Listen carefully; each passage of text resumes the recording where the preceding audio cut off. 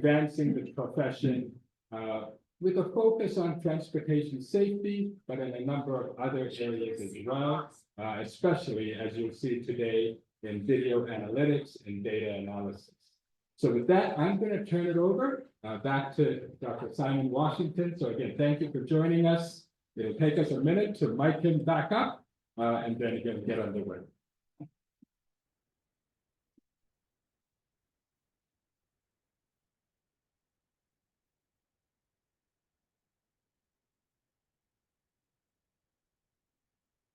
Thank you, Ron, for that great introduction. Very happy to be here and talk to you today about video analytics.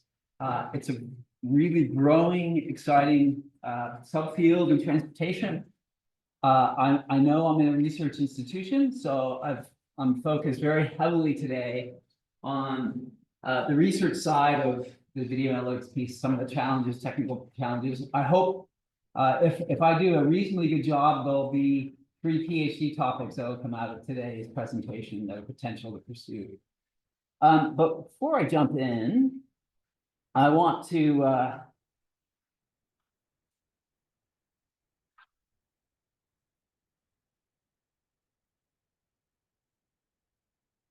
draw your attention to something that I'm very proud of that I want to share with you.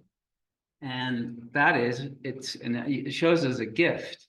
And one of the gifts I left for this institution is right here, Ram Penjala. Actually, it was a really great thing I did when I was a professor here at ASU. We were a fairly small program, and I was given the charge by the head of school at the time to try to recruit some of the best in the profession to come join us at ASU. And I worked really, really hard to recruit Ram at that time. As you can tell, I was successful, and it was a great thing that we did. We ended up working together for several years here. It was a lot of fun. We have a great friendship, and that was certainly a parting gift from me to ASU, and I'm sure that you've all benefited greatly from that. I know I've embarrassed you, so the job well done. Okay, so one slide, one sort of commercial slide, talking to you a little bit about Transoft, because most of you would not be familiar with Transoft, I would guess, although some of you may. Transoft is a 30-year-old company with about 200 staff around the world. It was really, really exciting for me to join Transoft in October of last year. We've got staff from 40 nationalities, which is really fun. So on a normal week of mine, I'm on video calls with people all around the world and serving customers all around the world with video analytics.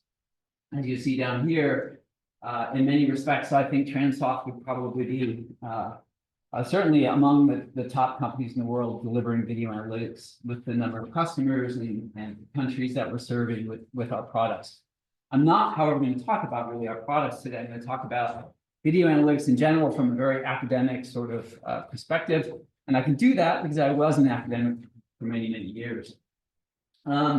We have Transoft consists of 3 business units. So I come from the safety and operations business unit. In fact, I'm leading that business unit at the moment. And we have an amazing team of people, I think, within the organization. We're the business unit with the most PhDs in our business unit, because this technology is quite complicated and requires that and benefits greatly from that kind of expertise. So with that, I'm going to sort of launch into what I'm going to try to convince you of today are these 3 things. So the rest of my presentation, if I succeed, I will convince you of these 3 things. The first one is that that video analytics, and I'll abbreviate it as VA, is a mature science that is delivering great value for transport departments or governments at the moment. And it's a very powerful, valuable science at this moment. And you'll see some examples of how it's delivering value and why it delivers value to help us understand, plan, manage, and operate the transport system. But I'm also going to talk about, and I'll spend probably most of my time focusing on the second point, which is while it is valuable, there are a lot of technical challenges with video analytics. Just as a show of hands, how many people any people here working in the video analytics space? Pop your hand up. Okay. See a couple of hands go up. So I will sort of talk you through how this technology is working and how we're getting, but there's lots of room to solve some pretty interesting technical challenges that are PhD level sort of challenges that are needed to carry and will be done either in the private sector and in the university sector to carry this sort of VA forward. And the last thing is that the future is very bright for this technology, and I predict that we will see it replacing a lot of the old kind of sensors we see in transportation and have been living with for decades in the transportation space. Okay, so here's what I'll talk about. I'm just going to give you a sense of the flow, why there's interest, why VA's many ways better than some of the other sensors and technologies we have, tools that we have to understand the transport network. Why, in fact, is needed to achieve some serious safety goals. So our business unit, traffic or transportation safety and operations, is focused heavily on building safer systems and operating safer transport systems. And so one of the biggest benefits of this technology, although not the only benefit, but one of the largest, is the fact that we can deliver a safer system. And then I'll focus the remainder on what are some of these technical challenges, and you'll see it gets quite technical. What are the non-technical challenges? Because all technology has the whole usability side. What's causing friction for video analytics in the profession, for example, among the users? And then finally, I'll just cap off with some what I think are some pretty exciting research needs in this area. Okay, so what are the value propositions for video analytics? So I'm just going to identify really why anyone in the outside world wanting to solve problems in the transport space would look to video analytics to say, here are the differentiators. Here are the things that VA gives to me as someone charged with making a safer, more efficient transport system.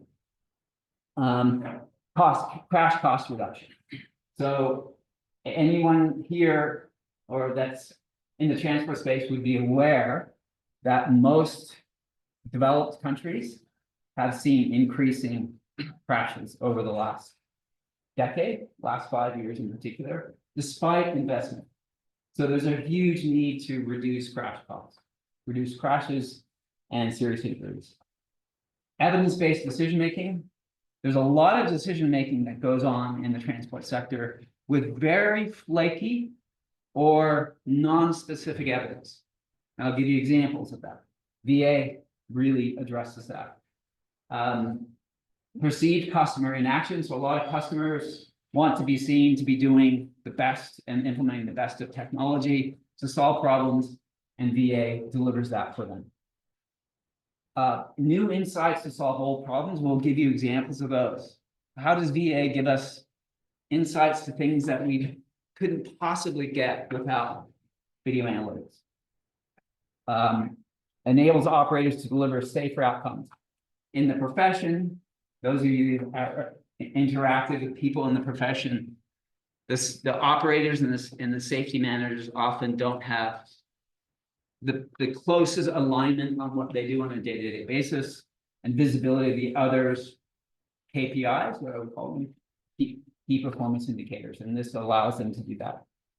And the last one is that it allows a lot of people to leverage existing assets. A lot of governments around the world have millions of dollars invested in camera technology that is sitting dormant most of the time, or just looking at a traffic stream with no one actually physically looking at that video. and just sitting there waiting for video analytics to be applied.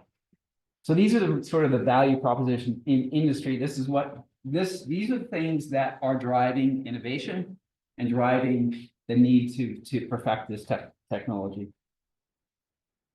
All right. So why is it better than what we've got? So these are the reasons. It reduces crashes more quickly. We can evaluate things much more efficiently. I'll give you examples of this. We can understand in much greater detail who's using a site, what road users are using a site. And I'll give you examples of those as well. And we get very microscopic view of a site that we monitor. And we can share this evidence, including video evidence, of what things that are happening at locations. So let's start getting into the details. So if I just compare video analytics with some of the other technologies that we use to manage safety in the network, what I've listed on the left are just some of the things that people need to do to deliver safer outcomes. They need to, for example, predict the future of the state of the network. Where are the risks going to be in the future? What are the speeds at some of the sites that we are managing and operating? If speeds are excessively high, we may want to manage that, right? So these are all the things that are people that manage our networks need to know and need to do. And then you can see how the sort of the existing tools help them to answer those questions. Either they do or they don't. And what you basically see, what we see, I could add loop detectors on this list. That video analytics enables the governments that manage and operate transport systems to answer a lot of questions that they really can't answer well with other technology. So we'll get into this in some detail.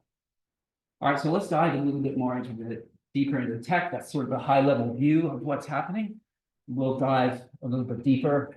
And Ram, I'm not sure how you usually run these, but I'm happy to answer questions as you go, or how do you like to save them for the end? Do you have a preference?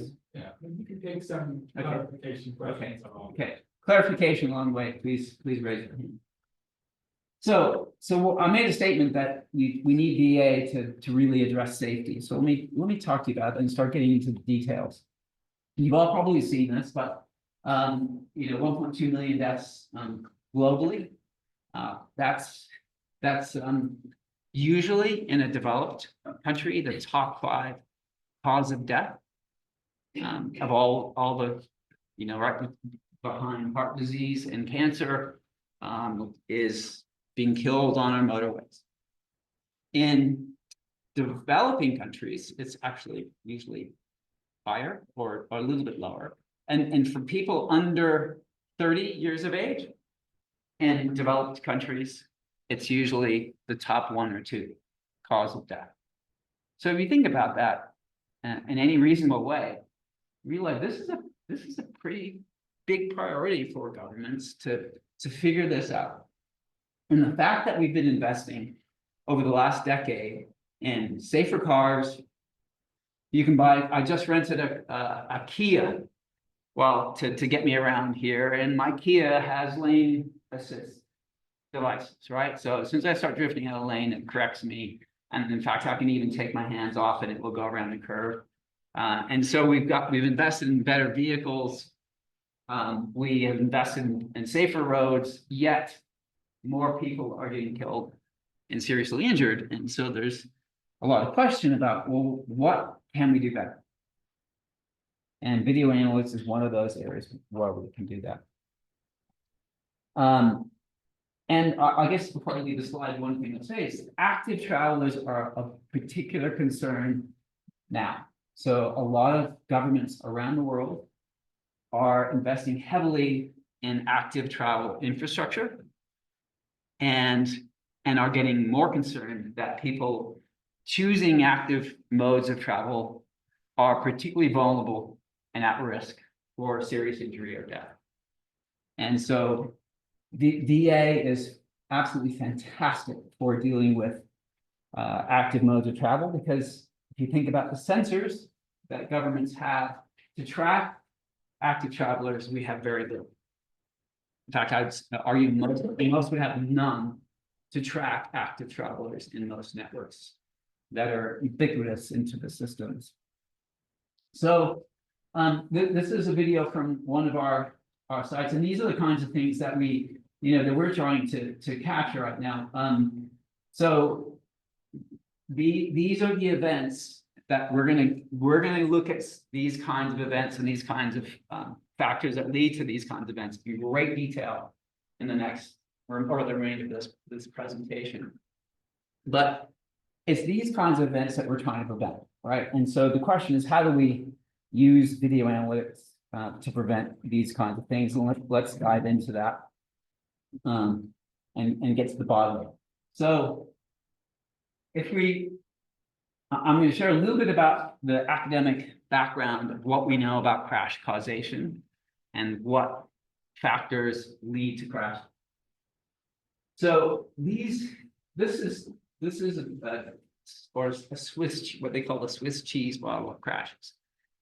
And the reason this was invented is because the idea is that when crash occurs, it's sort of the perfect storm of conditions. And it has to make it through all of these gates to end up having a crash. And if any of these gates are closed, if it doesn't get the hole in the Swiss cheese, then we actually don't get a crash. We probably get something less than a crash. And if you look at all the factors involved in those crashes, you could lump them into 4 categories of factors that contribute to circumstances, like the attentiveness and capability of a driver. Capability is something we don't discuss much, but there are differences in capability. People's ability to brake and stop a car, people's ability to see and hear, and all these things make a difference. The driving task difficulty. How difficult is what they are trying to navigate for that driver? I was just visiting my mom last week, and she recalled going back to England, where I was born in England, and I now live in Australia. And any of been to those countries, you drive on the other side of the road, and most intersections are roundabouts. Anyway, her American partner was there driving all fine, and then he came to his first major roundabout, and he pulled the car over off the side of the road and said, "I cannot do this. This is absolutely way too intense and too intimidating. You need to drive to my mother." And it was, this capability thing. You all imagine being in situations where you're not as capable. The conditions around the exact time, and then the environmental conditions, winds, fogs, snow, all those sorts of things. And then the last one would be traffic conditions. What's happening? Are there people walking about? Are there heavy trucks that you're navigating with, etc.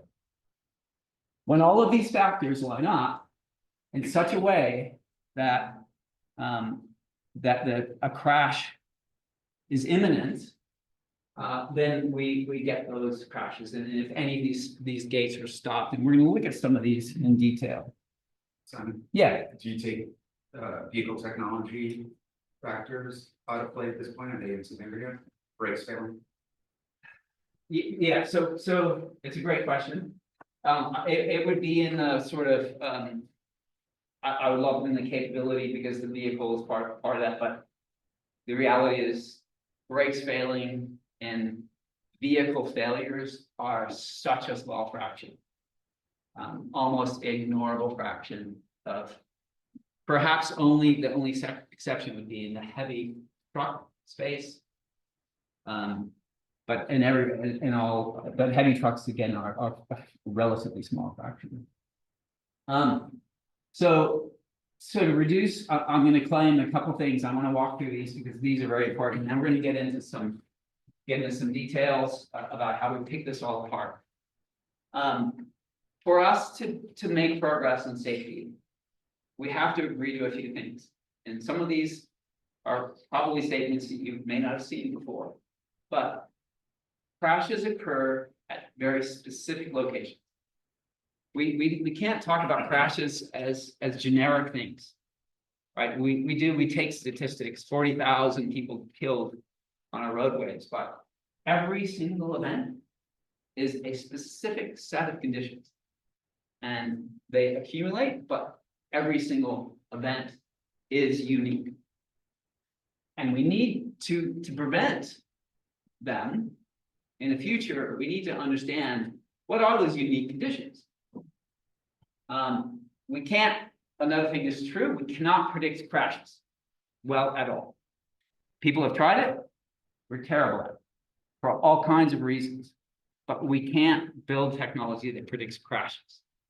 Like, for example, I can't tell you where the next crash in Tempe is going to be.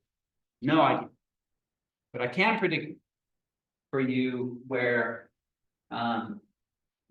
crashes are more likely to occur. I can't tell you when they're going to occur and how many, but I can tell you where they're more likely. Crashes have large variability from year to year. This other one is a tough one that we've dealt with in the industry for a long time. Is that prevention is way better than reaction. So the medical community figured this out many years ago and started focusing on prevention. Let's get people before they get heart disease. Let's improve their lifestyle so they don't get the ailments later on, instead of just testing for the ailments. We haven't done that, surprisingly, in safety yet. We're transitioning. VA enables us to do that. And the last thing is that to effectively manage the whole network, we need to invest in improvements to the network, putting in guardrails, putting in all kinds of different features to make it safer, as well as operate the system better.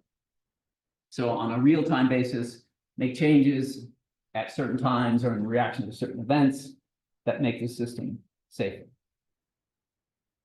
So the way that we can go from a reaction to prevention is through this, and you've probably all seen this before, but the idea that if we look at all of the events that happen in the network, we could divide them up into these tranches of activities, with the very tip of the iceberg being crashes, and the very tip of that pyramid being fatalities. So fatalities make up a very small percentage of all activities that we see on the network. And as we go down this pyramid, the number of activities get larger and larger. As you can imagine, most of the things that happen are undisturbed passages. As we all got here this morning, we probably all experienced relatively unremarkable events on the way here. Well, what we've done in the research over the last 20 years is said, well, if we measure things in this area, conflicts, and I'll show you how we define that, then we can actually predict and identify places where crashes are more likely to happen. And that's the prevention piece. So that's what critical conflicts are focused on. I'm going to talk you through a little bit of that. So I won't go in detail. I know, although academics are probably happy to go into detail with equations, but these are the kinds of things that we measure. And we measure something called time to collision. So this is two vehicles on a collision course, and we measure what's the minimum proximity, time proximity, that those two road users got to before one of them changed direction or speed, so they're no longer on a collision course. So I'm heading towards Rom, and I've seen him, I'm now 1 second away, I'm a half second away, and I see him, I divert. So I got to a half a second before I ran into Rom. I can measure that. And of course, when I get really close to Rom, before I veer off, maybe a tenth of a second. So that's time to collision, two road users on collision course. So it gets a little more complicated in transport because now I'm a vehicle and I'm making a right turn. So I have to predict where my turning radius is going to go. There's a pedestrian walking across that crosswalk. So I have to predict when they're gonna hit each other if they both stay on the same course, and I can do that. And I'm hitting towards the pedestrian, and I see the pedestrian, I slam my brake, I'm no longer going to collide with it 1 second away. That make sense? So what we found generally is that if you measure that 1.5 seconds or less is highly predictive of a future crash. So if we measure those, so 1.5 seconds is around reaction time. That's around normal reaction time. So we start getting within normal reaction time of people, then we know that's very highly predictive of future crashes. So we measure that. We also measure post-encroachment time, which is down here. So this is the case where the pedestrian walks through the crosswalk and the car drives right behind it, right behind the pedestrian, and they go in they cross the same spot in space, but they're not on a collision course. But I become very close to so, for example, if the pedestrian was walking and dropped their phone and stopped to pick it up, now all of a sudden they would be in a collision course because the pedestrian slowed down. And we measure that. The last one I want to talk about is this delta V. So another critical part, if you remember at the beginning, I said what we really want to focus on is fatalities and serious injury. So I can look at close calls. So I'm gonna go back to, I'm running into wrong again, right? I'm running into wrong and I actually hit it, okay? But I was going so slow that there was no harm done. And if I'm in the car going that slow, I might, give him a little fender bender or something like that, but no one's injured. And I can predict that. I can predict that by how fast the closing speed is between us. So I can look at these conflicts and use delta V to say, I only want to look at these close calls where the closing speed at that last point of avoidance is greater than 40 miles an hour. Because if and when those convert to crashes, they're going to be serious. And so that's how I use all this information. And I'm going to show you this video. We're going to look at a lot of these and start dissecting some of these. But so imagine you're a government managing this location and you see this happen, right? So someone walks through illegally through a crosswalk. A car is coming through that intersection. We track that. So we know how close they were. Now, the thing I want to focus on and make sure it's very clear to you, that's a conflict, what we call a critical conflict. That was a time to collision. They were on a collision course, and they're at high speed differential. But someone might look at that and say, well, but no one was hurt. What, no one died. So why is it a risky thing? We have to change our thinking from a deterministic crash, where I know I could recognize a crash, to a probabilistic measure. Just like I know what cancer looks like, a doctor knows what cancer looks like, and especially lung cancer, but smoking, right, increases the odds of lung cancer. I know what smoking looks like, but it's not cancer. Same thing. A critical conflict is not a crash, but it's probabilistically related to a crash. And the way I think to think about it is that if we played that scenario over and over again, either the car driver would be distracted and not notice the pedestrian and would have swerved right into that pedestrian, or the pedestrian would have misstepped, tripped, or done something and fallen right in front of the car. Right, so we've got to play this over and over again and say it's risky because the conditions are such that if there was slight different reaction to either of the road users, it's a bad outcome. So how do we know this actually works? Well, I'm just going to very quickly, this is some of the earliest evidence that was produced in to show that this works. This was the way to establish this is by before and after analysis. So this was the site in Canada where they came in and put a narrower approach to from the arterial or the minor street to the major street. So there's better sight distance back here. And they also improved the pedestrian crossing here. And what was done, they did it at 3 locations before each site, after each site, measured the critical conflicts before and after, and measured the collisions before and after. And here are the reductions from the improvement in the conflicts, and here are the reductions in the collisions.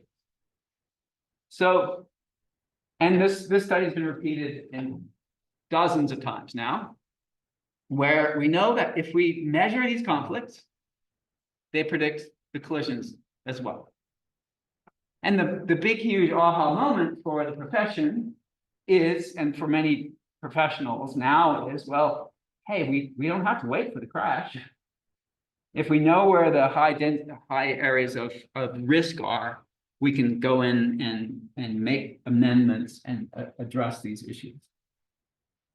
I won't spend time on this, but I know this is an academic audience, so here's probably some of the original papers that were done to establish these relationships. But what I will point out is these date back to 2013, 2011. So these are a decade ago when we really started the seminal research in this area. All right, let's talk about some of these events now, and then we'll dive into them in more detail. So here we track all kinds of things to understand this scenario, this is a vehicle that's parked. Vehicles have to go around. Is there risk here? Could be risk here. It depends. This vehicle could swerve in this lane. There's all kinds of things happening, but we can measure these kinds of events. Sorry, let me go back. That didn't play all those.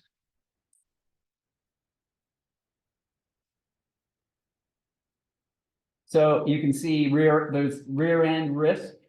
So when we have sites, so these are on collision course, we measure all of those sorts of things. In a rear end collision risk, the differential speed is usually not that high. So we may not be, from an injury perspective, may not be all that interested, but we certainly have other reasons to not have crashes like congestion and other things like that. Complex intersection, here's a vehicle trying to turn into oncoming traffic.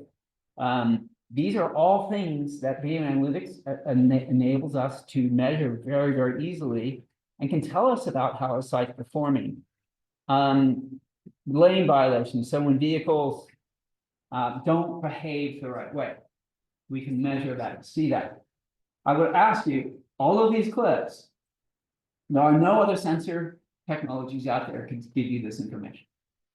This is brand new information for most governments. We can even go to shared use paths and look at behavior there and see near misses. Shared use paths are places where there's injuries at a much lower speeds because of the fact that people are not wearing equipment. Yes.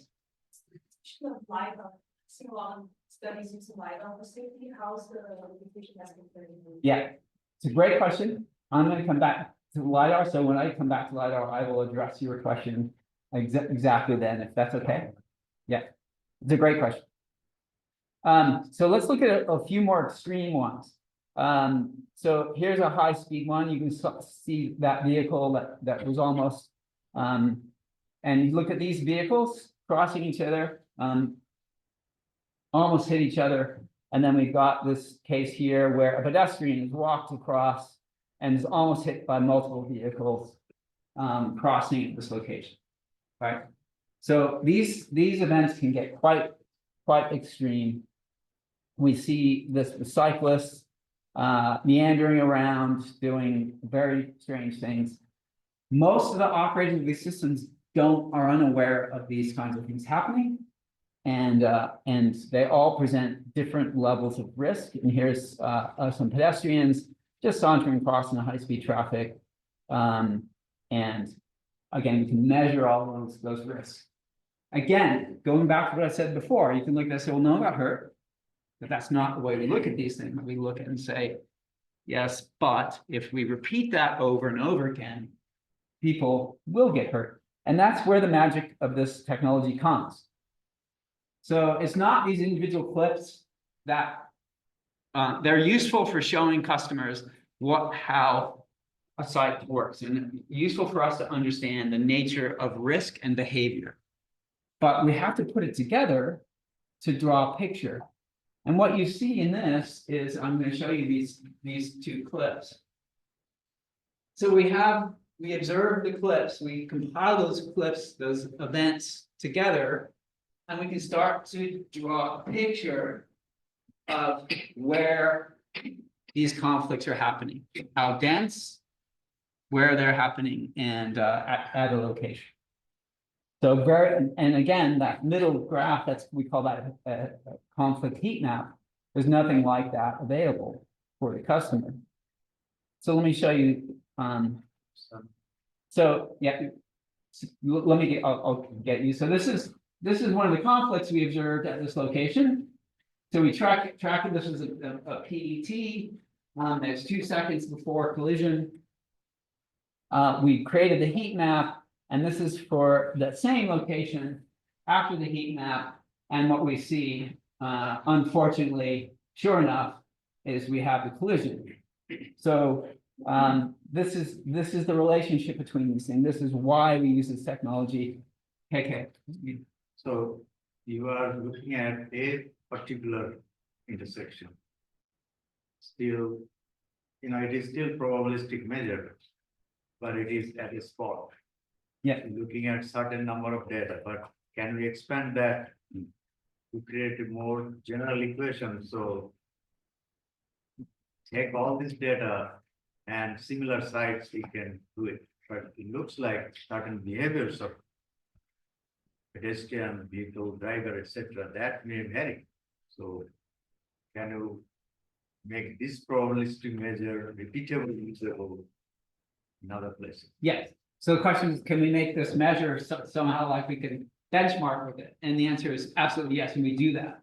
So what we set up and say, well, how many pedestrian conflicts are there per 1,000 pedestrians at that location? How does that compare to other locations? Is it unusual with respect to how many conflicts are happening? Well, if it's unusually high, what's happening at that site that makes it unusually high? So, and we have a number of those, and I'm happy, but the answer is yes. That's the goal, is to be able to turn this into a tool to help decision making.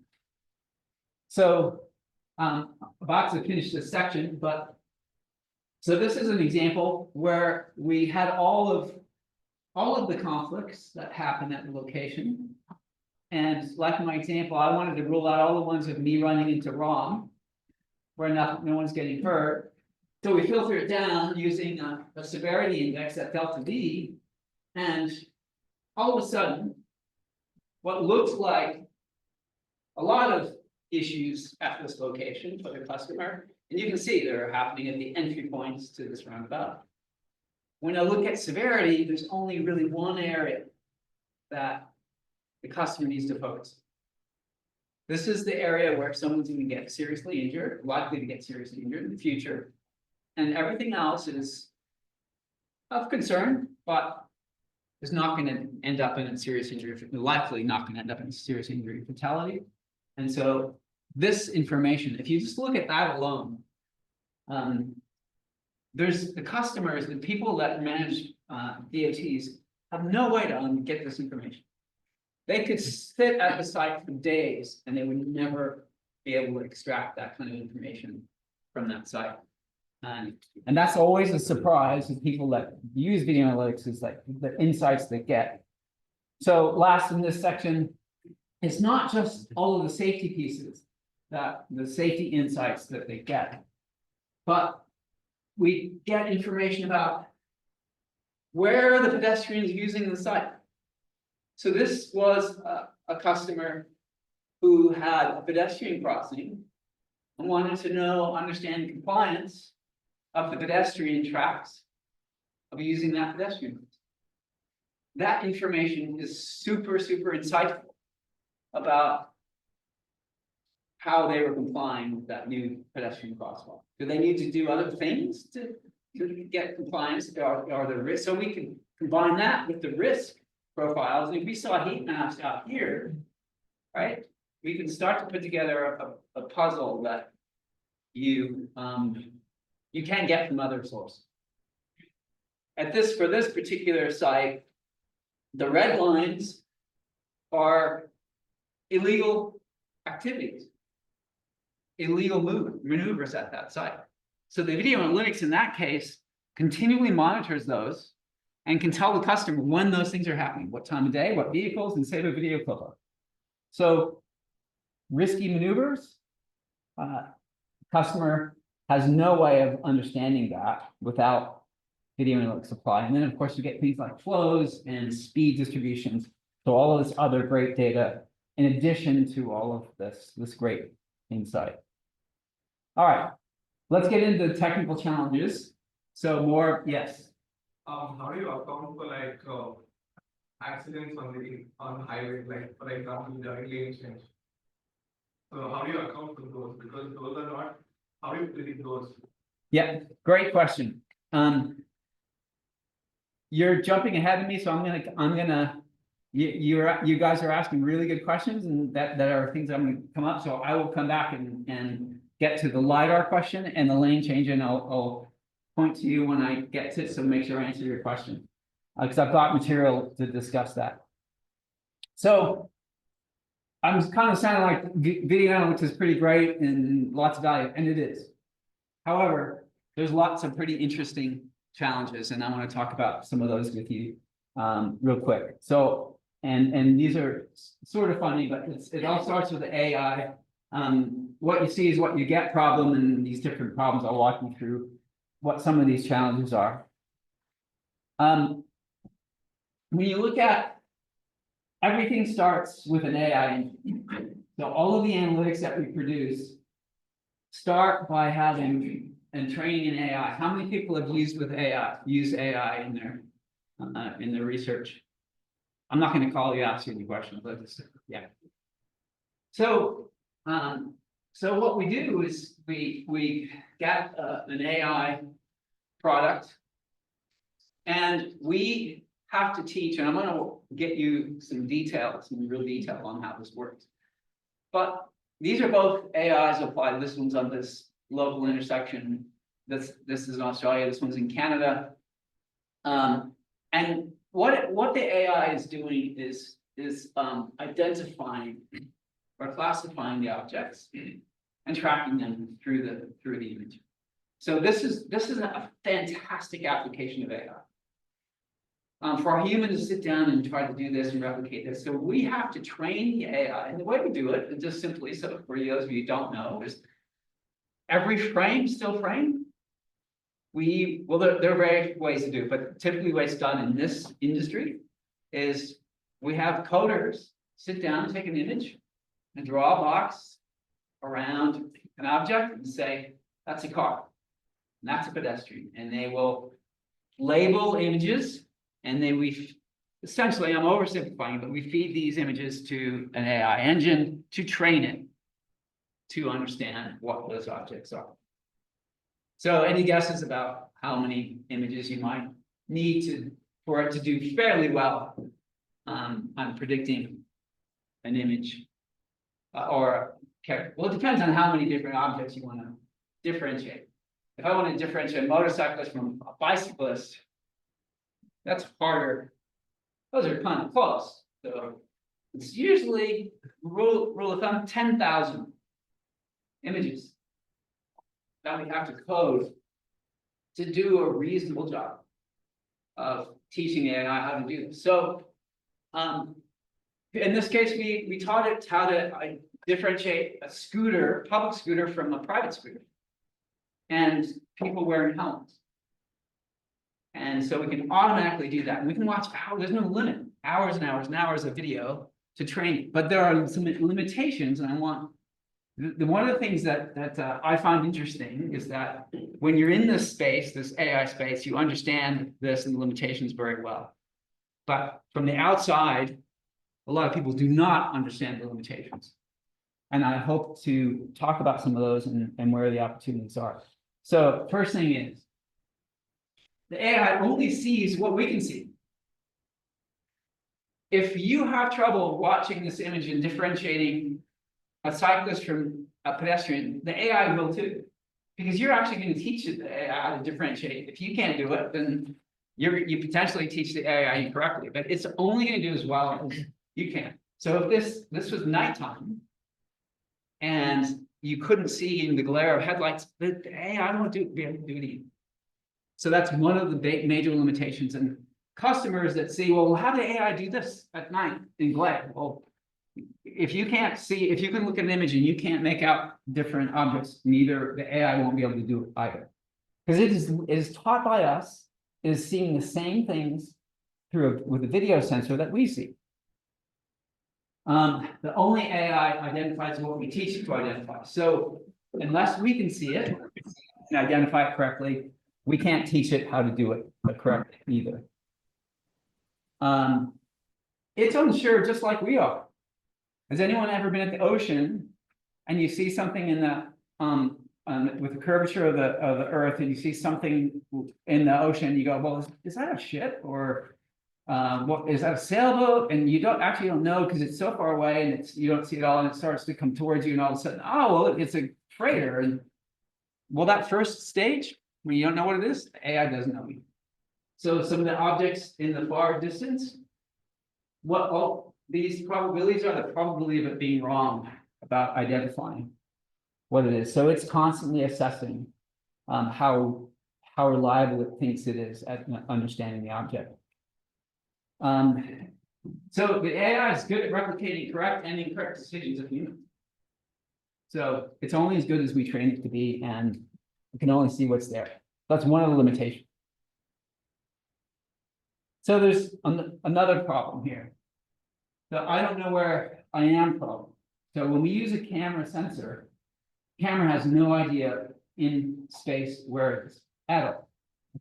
So we train this AI to see objects, moving things in the frame. That's typically what we focus on.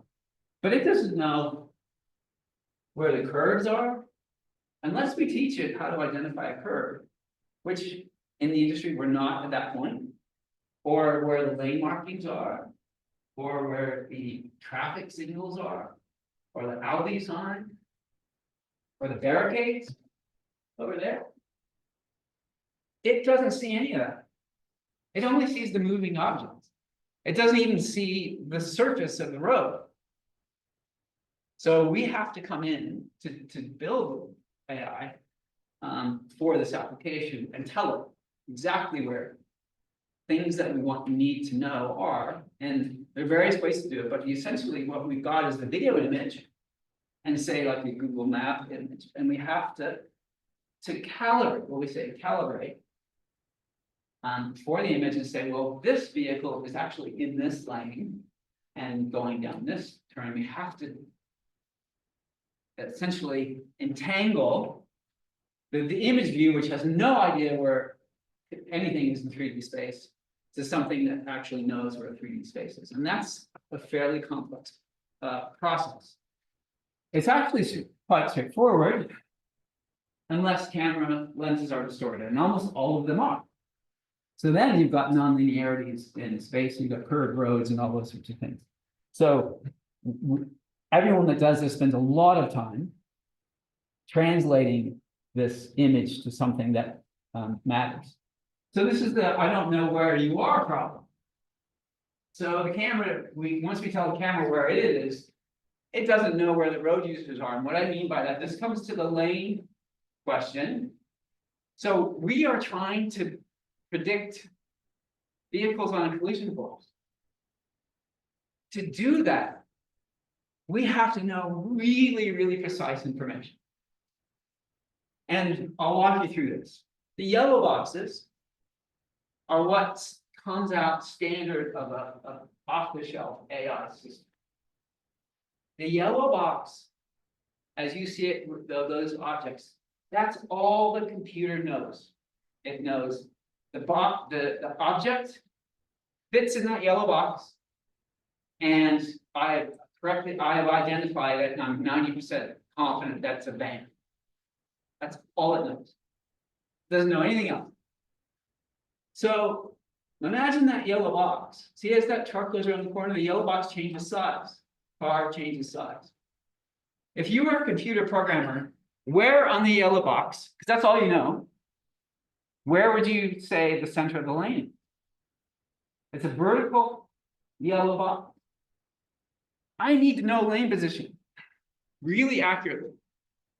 Because if I'm going to do lane to lane conflicts, I need to know this one's in this lane and this one's in this lane. If you look at a yellow box, that comes with off-the-shelf AI systems, it's almost impossible to reliably determine. Yep. Okay. Where this is. So we have to solve that problem with these headings, and we flatten the bounding boxes. Very complicated problem, but we use these green boxes to change the nature. Okay. So I don't know who you are problem. These come from tracking objects through successive cameras. Can we, if these were 2 different points on the same road, can we identify? We don't track license plates for privacy concerns. So how could we use the technology to track someone from this to this? And we might have multiple cameras at one intersection. How do we know this vehicle went through and it's continuing in this other camera? It's another complex problem. All right, then we have all of these things like nighttime issues. So at Transoft, we're processing now thermal cameras because we can't see with regular video. Our worst case scenario is a pedestrian wearing all black clothing in the middle of the night trying to cross the road. Right, but with thermal cameras, we can actually now track those road users. So but there are other LiDAR is another technology that can solve that problem. Those reflections instead of video imagery. So there are various solutions, and that is one of the advantages of LiDAR, is that it's using a reflection of the object rather than an image of the object. And so you get distance measures and size measures better with LiDAR. Okay, I'm going to do a couple of technical challenges. I've got a 5-minute warning, so I'll go through these quite quickly. I can solve anything problem. So one of the things that we get customers that don't really understand the limitations of AI and to see that they'll say, oh, it can do so much. Have it do X. And if you think about it, how do we measure compliant yielding behavior? Use your analytics and AI to tell us when drivers are yielding to pedestrians. Well, the AI can, but we have to tell it, we have to build algorithms. Or teach the AI, this is yielding and this is non-yielding behavior, but there's a very precise definition. All of these things. How do we know when someone's drifted out of the lane? Back to your question. Well, we need to know lane position, but how far out of the lane do they have to be before we call them drifting out of the lane? So it can do a lot, but we have to develop the analytics for all that. How long, what is the compliance of a complete stop at a stop controlled intersection? Well, how long does the vehicle have to stop for before we're going to say it's compliant? So there's a lot of things that look easy to do with AI, but actually are quite complex. I'm on track here, just a couple more minutes, Ron. So there's another misconception in the practical world, and that is that risk only will, if I see a risk event, it's going to involve an evasive action. It's going to involve someone braking hard or swerving or not doing something that captures my attention. And also, I'll show you an example of this one here is a red light runner. There was not only one vehicle involved, no evasive action at all, but red light running is really dangerous because probabilistically, we know that at some point, if that continues to happen, someone else is going to try to go the other way and they're going to get cleaned up. Here's another event. No evasive action at all. Pedestrian was struck, gets up, but pedestrian didn't see the car didn't see the pedestrian. No one's braking, no one's changing direction. But it does not require an evasive action for there to be a risky event. So things don't have to look spectacular for there to be a lot of risk associated with it. So I'll skip this one in the interest of time. I'll just show you very quickly here. Again, that's a little bit of an evasive action. But then we've got other cases where this is a red light runner and this turning vehicle, which you said that where there's just none. All right, how do we embed it? I'm gonna wrap up here. These are all the things that we do to manage safety, and these are the outcomes that we get. Only a couple of them allow us to get to that specific site level risk. And critical conflicts and video analytics is one of those that enables us to do that. If we look at all of the things that we do as practitioners, all of the things that we do to manage our networks, everything involved is where critical conflict analysis can come in and support those activities. So it really can fit in how to use this technology. So that's one of the challenges for governments is how do we embed it in what we do to solve the problems that we're trying to solve. All right, last slide. Where future video analytics research needs are. I talked about the calibration process, how we tell the site, the image where things are on the ground. Well, we're all working towards fully automatic calibration. Just throw the camera up, do a few things, and have it identify all the things that we need to do without manual process. Multi-camera tracking. How do we track individuals without knowing their license plates from one image, from one camera to another?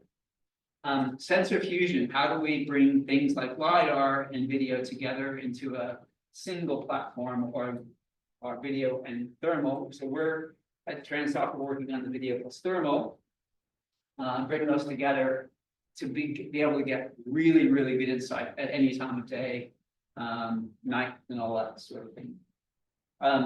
There's a lot of work in the road user intention. Video is great because people are now starting to look at, say, a pedestrian standing on the corner and saying, does that pedestrian intend to walk across that street based on its behavior at that moment? We can't do that with LiDAR reflective kinds of things, but with video, there is belief that we can start to do this kind of work. So that's a very hot topic for research. Real time. So there was a really, really interesting presentation at TRB by FHWA, where they use things like what we've got in detection. So let's say we can detect a pedestrian that's walking across an intersection against the traffic light. And then we could contact the traffic light and hold it, and hold the vehicles. Well, pedestrian behavior is unknown. How pedestrians will behave in those circumstances. If they're given extra time to cross, will they take advantage of it? How will they behave? There's a whole bunch of research in how will the users respond to interventions.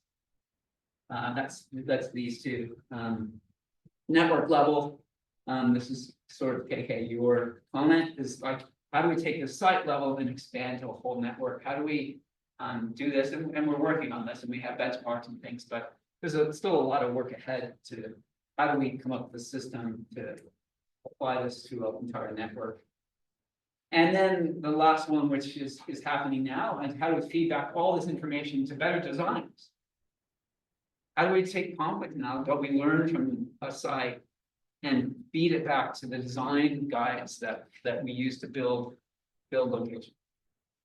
So those are I think all PhD level dissertations that could be undertaken in this video analytics space. So Ron, I'm a couple minutes late, apologies, but thank you very much.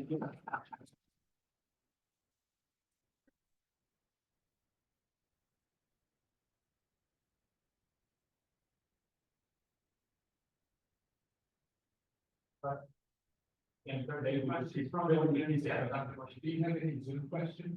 We have, and one question about if they get a copy of this, but maybe we can get a PDF of that. Yeah, we can probably do a PDF, yeah. So recording will be available, you have it on the TBD website. Yeah.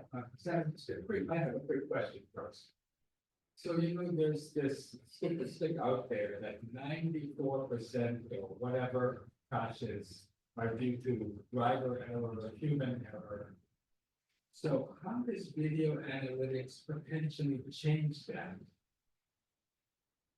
Yeah. Because if it's just drivers, making mistakes, right? How does your video analytics really help change that unless you're making the vehicle much more automated to compensate for driver limitations? Yeah, it's a great question.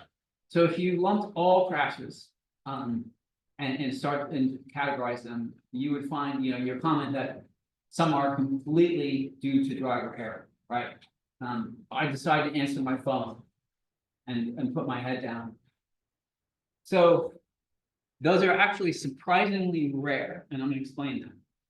So most of us probably don't answer our phone anymore. But let's harken back to the first days of when we were driving with phones, and a lot of people were doing that. You receive a call in your car. You're in the middle of a complex intersection. Are you going to pick up that call?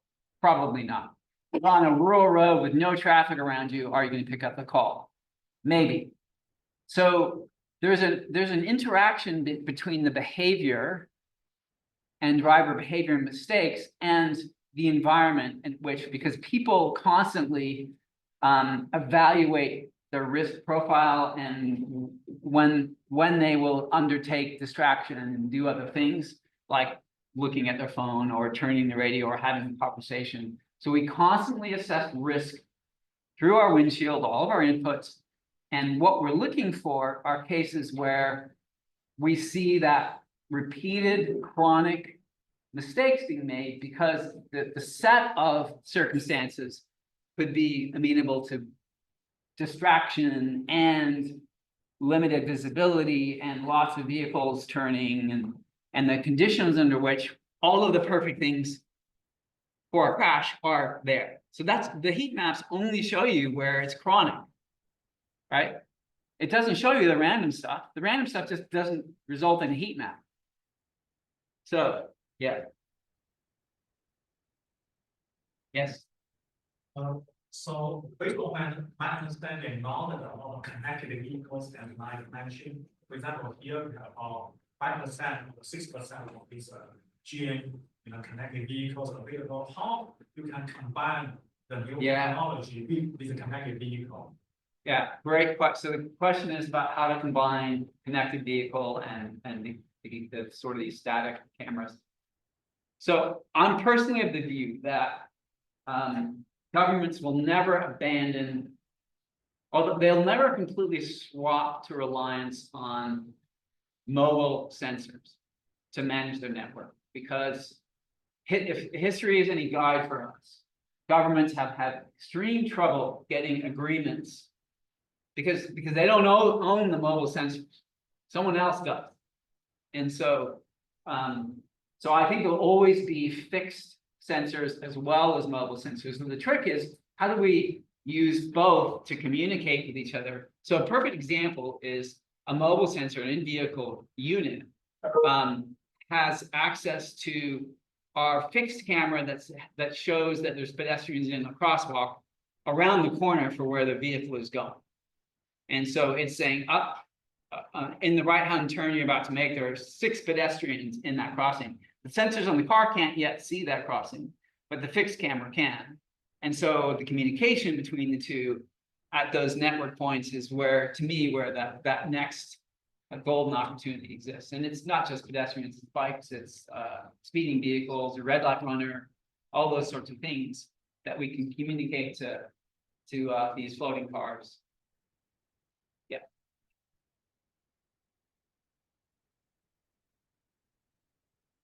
I think there was a question. I just wanted to ask, like, how do you propose the multi-camera tracking? Like, do you like classify the specific extra for each object? Like if there's 2 black cars that in the text, you add numbers or the bounding boxes, or do you like create, because you're not tactalizing. And this would be even for pedestrians as well, like as you mentioned, on the curb or like inside. So how do you like propose a multi-camera tracking? Yeah. So the only need that we see for it is within a site. For example, let's say you're tracking a roundabout and it's so big you have to put up 6 cameras. So we want to see a vehicle going around. So it's all overlapping regions of interest across the cameras, and the time stamps have to be absolutely perfect, right? So we see that a vehicle leaves at a certain point on this camera at a point in time and space, and then it should be picked up, and we should be able to match it with a similar looking vehicle that enters the other one. But without like unique IDs, like license plates, that's the best we can do. There are other technologies that track, like Bluetooth readers and things like that, can track over space to do travel time estimation and things like that. That's the main use of it. And I just think there are other technologies that do that better. So I don't see like, across big spaces for cameras yet, but within a site, yes. Yeah. Is there any example that you can highlight where the effectiveness of your current technology has made a big difference? Yeah, absolutely. So the question is, how does it make a difference for customers like in the real world? So the big change is that if we look at how things used to be done, for example, evaluating a countermeasure. So the way a government would normally evaluate a countermeasure, they might have crashes, so they'll install some features. They would wait 2 or 3 years for crash data to do an evaluation before they would say, let's roll this out across the city. We're gonna wait 2 years before we do that. By 2 years down the road, a lot of people have forgotten about it. I've lost momentum for that treatment, and you've missed an opportunity to potentially save a whole bunch of lives.